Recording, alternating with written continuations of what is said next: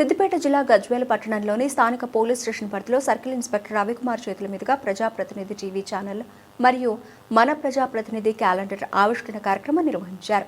ఈ సందర్భంగా సీఐ రవికుమార్ మాట్లాడుతూ వాహనదారులు తప్పనిసరిగా హెల్మెట్ ధరించాలని సూచించారు.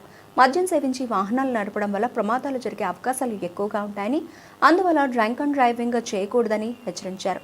అదేవిధంగా ఇంట్లో పెద్దలు తమ పిల్లలు ఎక్కడికి వెళుతున్నారు, ఏం చేస్తున్నారు అనే విషయాలను గమనిస్తూ ఉండాలని సూచించారు. యువత డ్రగ్స్కు అలవాటు పడకూడదని, చిన్నపిల్లలకు సెల్ ఫోన్లు ఇవ్వకుండా జాగ్రత్త పడాలని తెలిపారు. అలాగే మైనర్ పిల్లలకు వాహనాలు ఇవ్వకూడదని, మద్యం సేవించి వాహనాలు నడుపుతూ పట్టుబడితే కఠిన చర్యలు తీసుకుంటామని హెచ్చరించారు.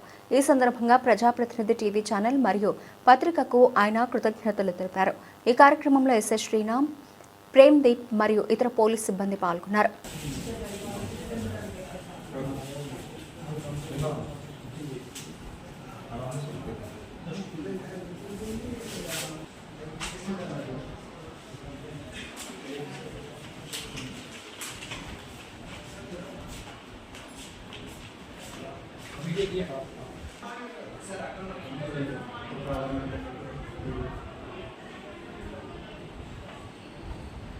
అందరికీ నమస్కారం. గజ్వేల్ పట్టణ ప్రజలందరికీ నమస్కారాలు.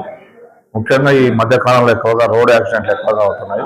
దాన్ని సేఫ్టీగా అంటే హెల్మెట్ కంపల్సరీ ధరించి డ్రైవింగ్ చేయాలను, మరియు డ్రంక్ అండ్ డ్రైవ్ మద్యం తాగి వెహికల్ నడపడం వల్ల వారి యొక్క విలువైన జీవితాన్ని కోల్పోవాల్సి వస్తుంది.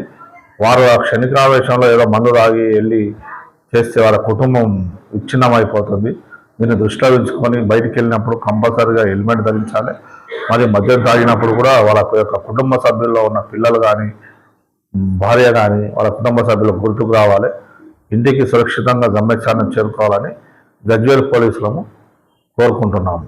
ప్రజాప్రతినిధి తరఫున కూడా ఈ వార్తను అందరికీ చేరవేయాలని మనస్ఫూర్తిగా కోరుకుంటున్నాం.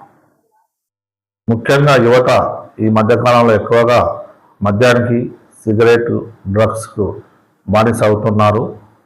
దాన్ని దృష్టిలో పెట్టుకొని వారి యొక్క కుటుంబ సభ్యులు కంపల్సరీగా వారి యొక్క పిల్లలను జాగ్రత్తగా చూసుకునే వాళ్ళను, ప్రతిదీ ఎక్కడికి వెళ్తున్నాడు, ఎందుకు వెళ్తున్నాడు, అతని మొబైల్ కూడా ఫ్రీక్వెంట్గా చెక్ చేయవాలను. అది యొక్క తల్లిదండ్రుల బాధ్యత.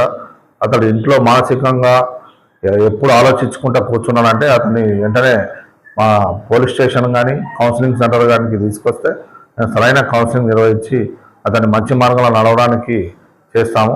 ఇది మా సిద్దిపేట పోలీస్ కమిషనర్ తరఫున మేము ఎల్లప్పుడూ నిరంతరం ప్రజలకు సేవ చేయడానికి ఎప్పటికీ 24/7 మేము ముందడుగులో ఉంటామని చెప్తున్నాం.